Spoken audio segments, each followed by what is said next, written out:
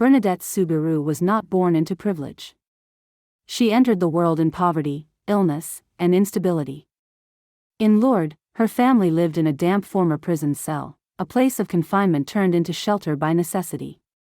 From childhood, Bernadette knew the weakness of body and social humiliation.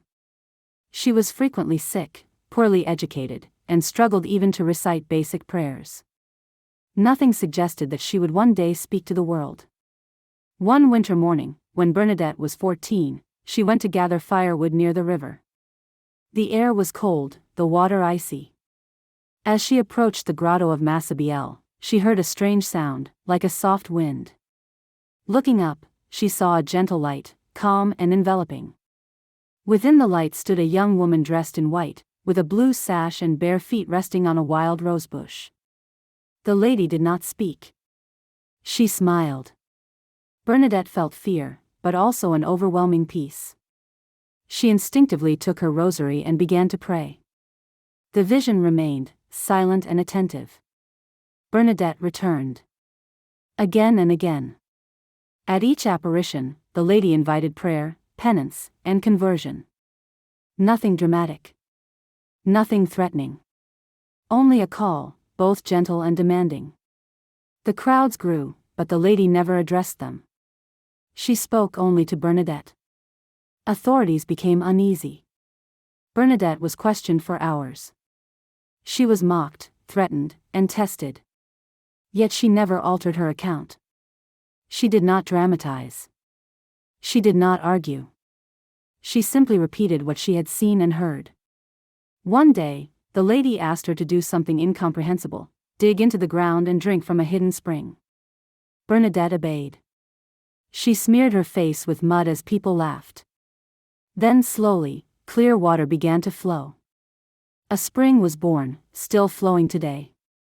During a decisive apparition, Bernadette asked the question everyone awaited. "Who are you?" The lady joined her hands and replied calmly, "I am the Immaculate Conception." Bernadette did not understand these words. She had never learned them. She repeated them faithfully, exactly as given. After the apparitions, Bernadette's life did not become easier. Her health declined.